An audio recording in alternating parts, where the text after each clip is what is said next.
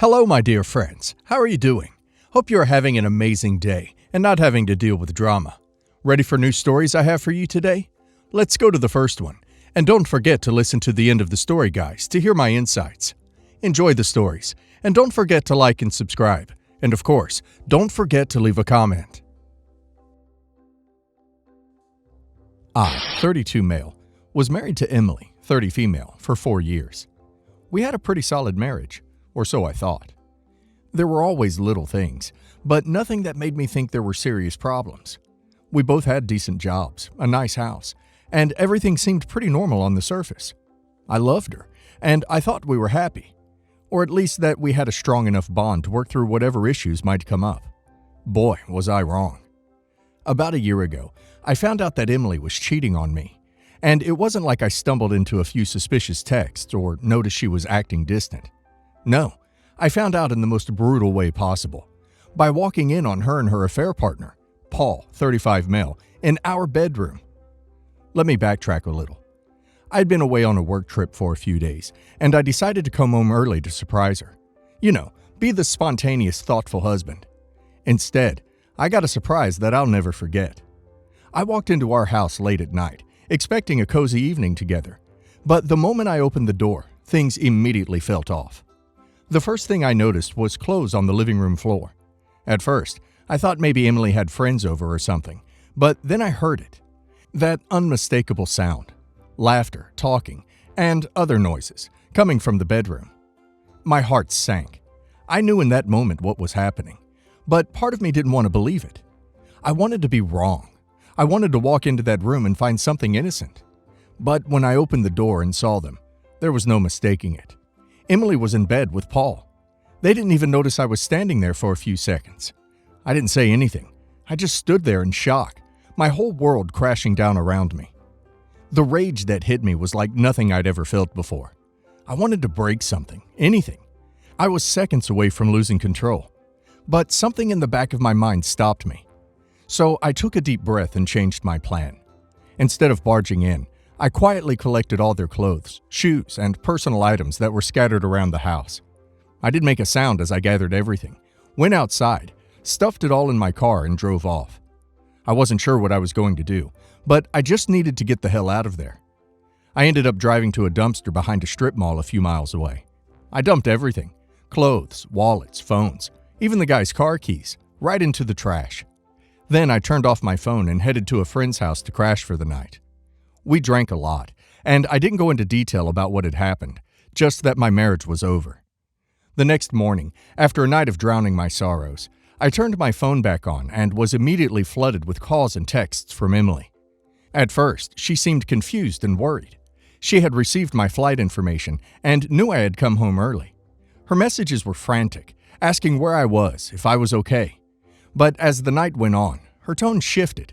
She started to freak out, wondering why the house had been broken into, but nothing valuable was missing. Then she put the pieces together and realized it was me. But that's not even the craziest part. Paul had a bigger problem on his hands than just missing clothes and keys. He was stuck in my house without a way to leave. His phone and keys were gone, and he couldn't drive home in his birthday suit. In desperation, he called a friend to pick him up. Unfortunately for him, this friend's wife had a nose for trouble. When Paul's friend arrived to pick him up, his wife tagged along, and she immediately knew something was up. She saw Paul leaving my house in ill-fitting clothes, clearly trying to cover up something. She took pictures and sent them to Paul's wife, Rachel, 33 female. Yes, Paul was married too, and his wife had no idea about the affair. Rachel didn't waste any time. She confronted Paul with the pictures, and it didn't take long for him to confess.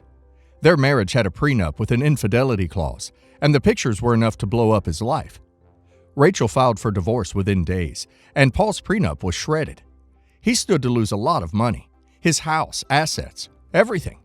What was supposed to be a secret fling ended up costing him his marriage and most of his net worth. Emily, on the other hand, spent weeks begging me to come back home.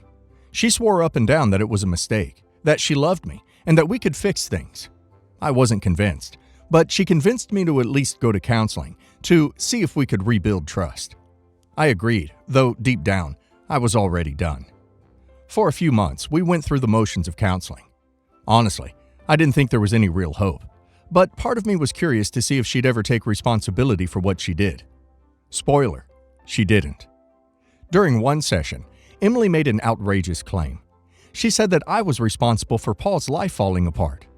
She argued that because I took his phone, keys, and wallet, he couldn't leave discreetly, and that's how his wife found out about the affair. According to her, if I hadn't interfered, Paul's marriage wouldn't have imploded, and now she felt guilty because Paul was facing financial ruin. I couldn't believe what I was hearing. Emily was blaming me for Paul getting caught, as if her cheating had nothing to do with it.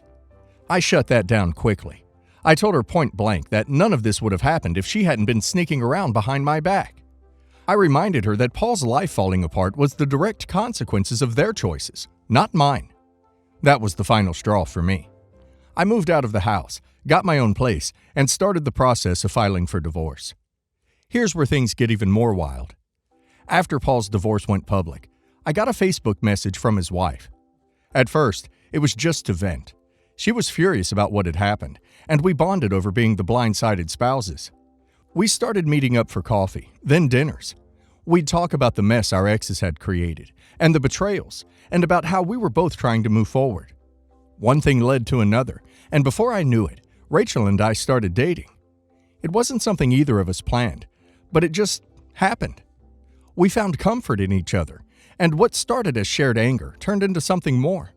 It felt right in a way I hadn't expected, and for the first time in months, I actually felt like I was healing.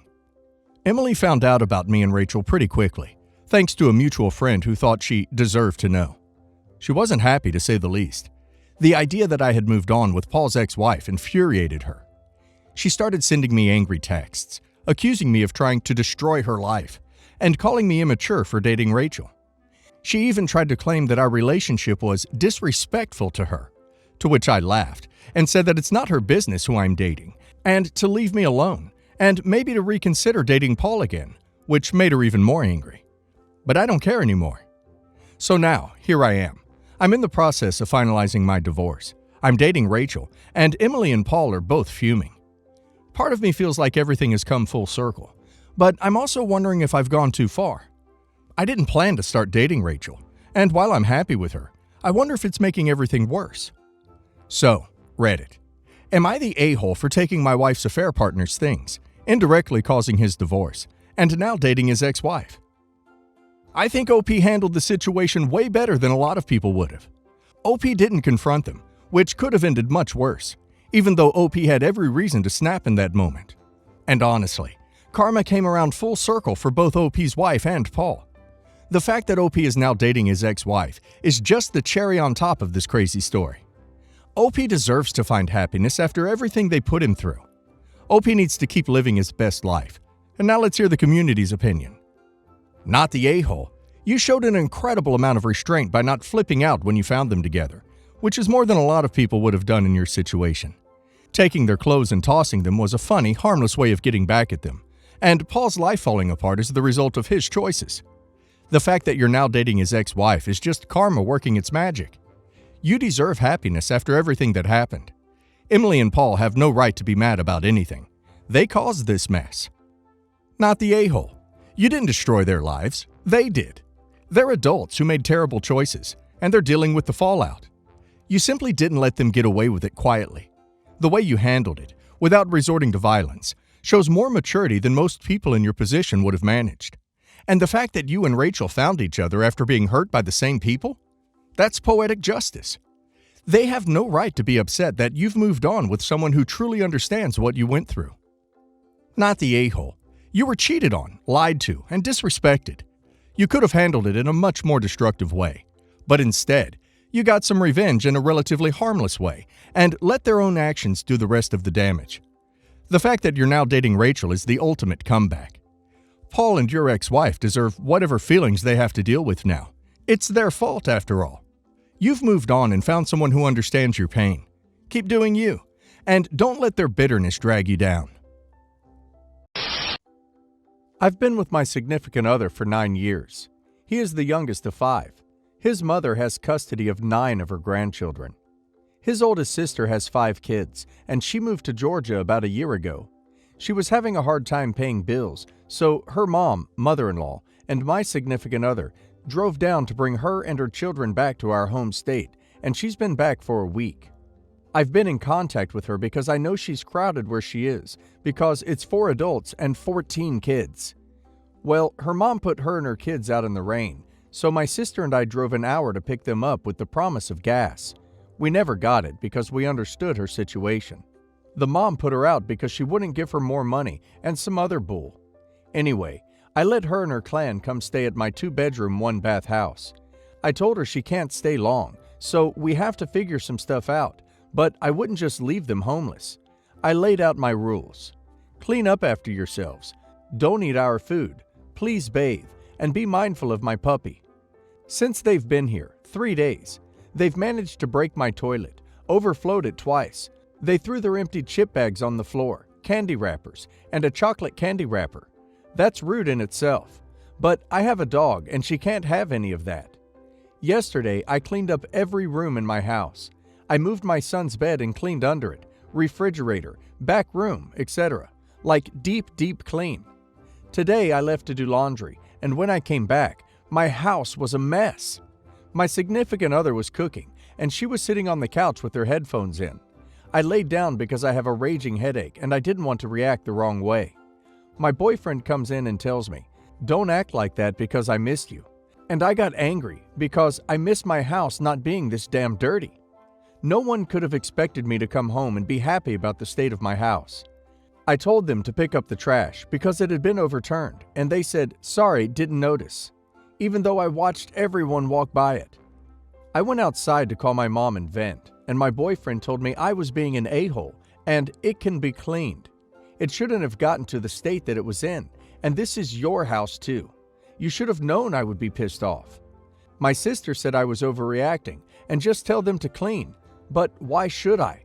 There are 2 other adults here, and the oldest child is 14, with my son being the youngest at 6. Am I being an a-hole? I took pics, but not sure if I can link it.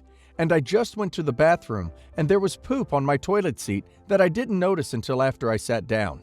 Also, after calmed down some, I explained why I was pissed, and she says, "Yeah, I've been getting on them about it." But have you? None of them are small children. I've been very vocal about my expectations, so what do I do next? I don't want them homeless. Kick them out with enough bus fare to get to the nearest homeless shelter. If your boyfriend objects, add some extra bus fare for him. So, what were you realistically expecting when you took in a homeless mother with 5 kids, who has definitely made a number of poor choices, doesn't have a job, any money, and seems rather content with the mess in her life? That she would respectfully have her clan in order, offering to help in the house? Not happening. It's amazing that you were concerned about her and went out of your way to do something, but by moving her in, you have made a terrible mistake in my opinion. Do you know how long she intends to stay? My guess, forever. She will not leave on her own, that's for sure. Eventually, you will have to kick her out, and you will be accused of being an a-hole. Even if she does find a job and there's light at the end of the tunnel, it will be too long before she's able to get back on her feet, and by then you will be at the end of your tether. Do not suck it up out of human courtesy, because it will soon bite you in the butt, big time. You need to set up a date for when she will be moving out, a clear date, with witnesses. Don't just mention it in passing. Both she and your boyfriend need to know that this is extremely temporary, as in a few more days temporary. Update. We had a talk about the house being filthy. Then it happened again. I left early and came back late, except the second time. I had to text to tell them to clean up and got a confirmation twice. Came back to a dirty house, and the response was, they did clean up. Well, why didn't they keep it clean? So we had another group meeting, kids included, and I told them again that I do not like dirt and I won't be uncomfortable in my own house. Literally every single day I have to tell them to clean. Pick up your clothes. Don't leave your underwear in the bathroom. Don't leave your toothbrushes on the sink. Don't leave your towels in the shower. Don't piss or poop on my toilet seat. Don't leave food on the floor. Every single day. I complain that everyone has their own standards of clean, but mine is the way it has to be as long as they are here. The night before last, I asked them to come pick their clothes up off my son's bed floor, and everyone ignored me, so I told them I was putting it in the trash.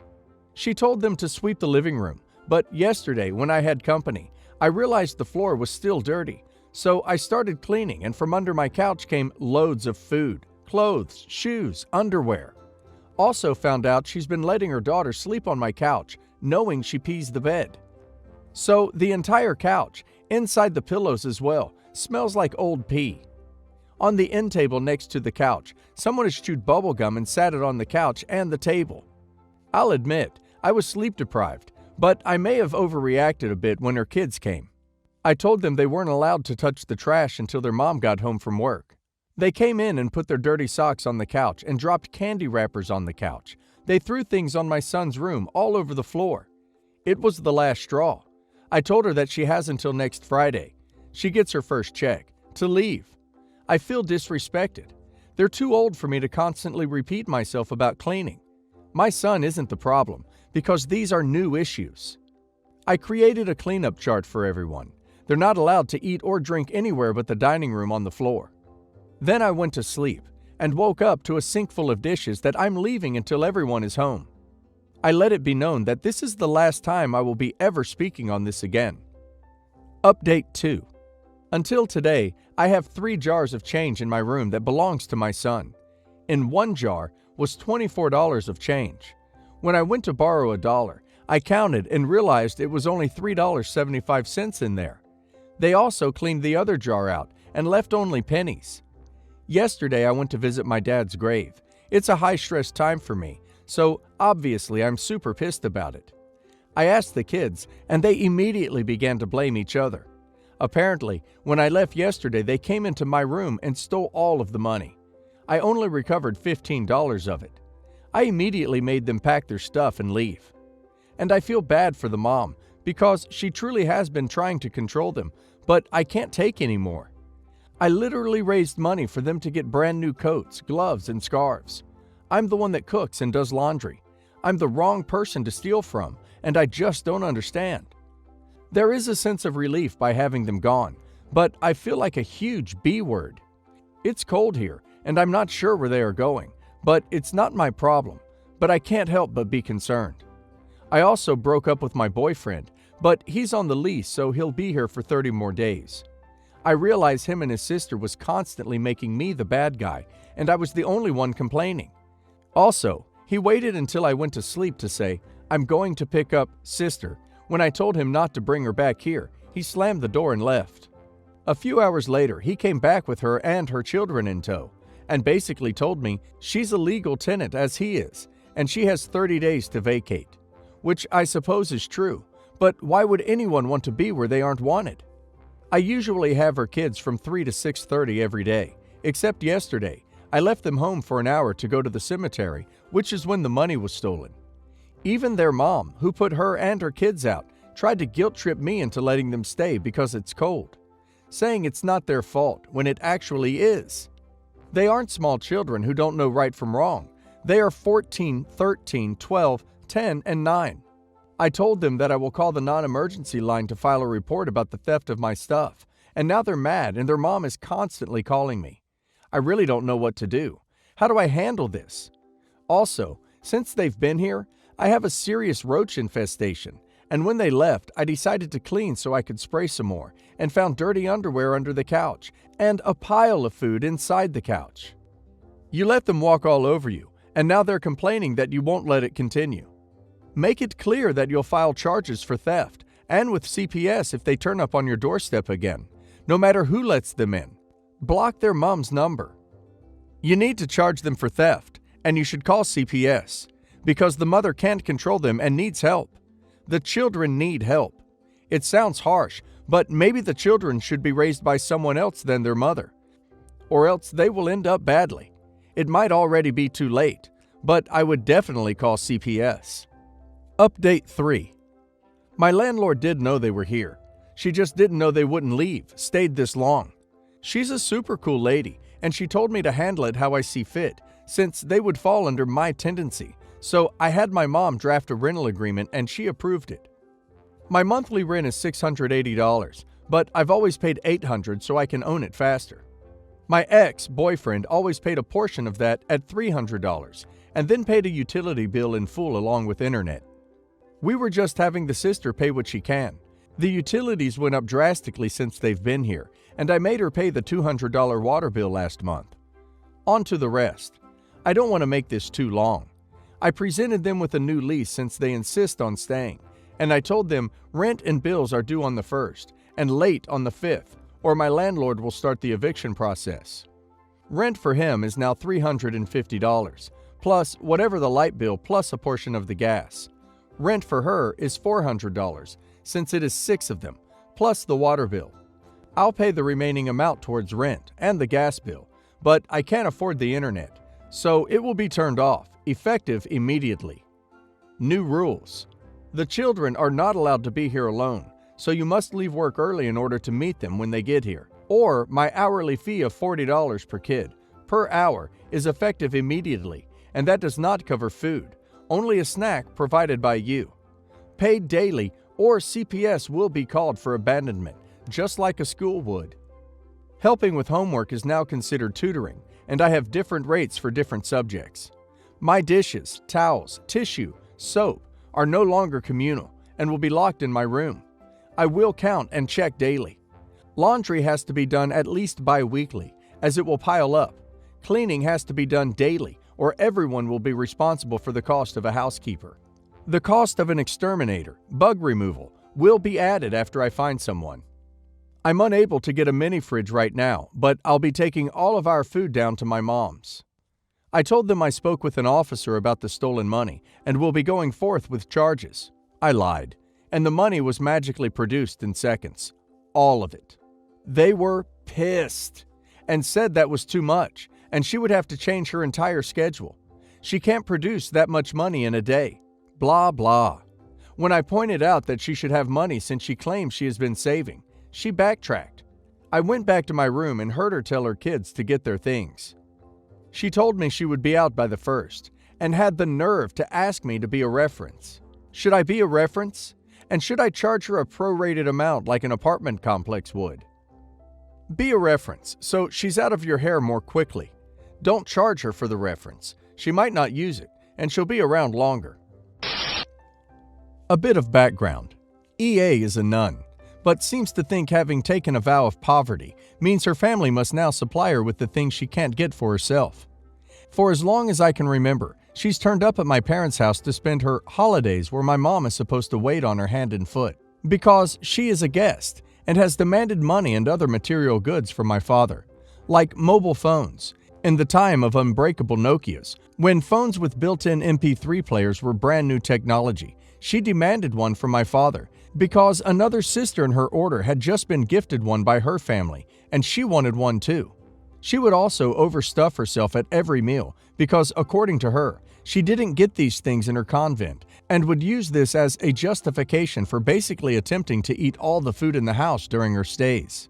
Which brings me to the story. This happened a few years ago. For context, I live with my parents because it's what we do in my country. I work Monday to Saturday, with Saturday being a half day, which it inevitably never is, and this was one of those days.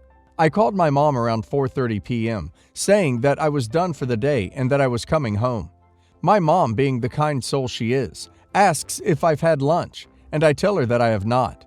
She tells me that the bananas that had been brought in a few days ago were getting overripe, and that she would make me some fritters with them, in an effort to keep me from eating unhealthy street food. I get home an hour later to find a single fritter and a very pissed off mom. Because she knew I would not eat the entire batch of fritters, she had put them on the table for tea time, and EA had eaten all of them.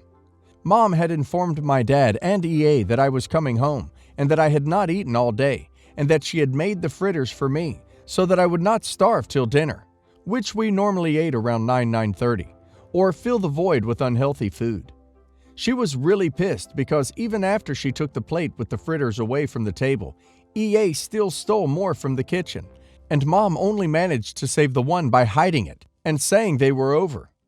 As usual, EA's logic was she doesn't get fritters in the convent.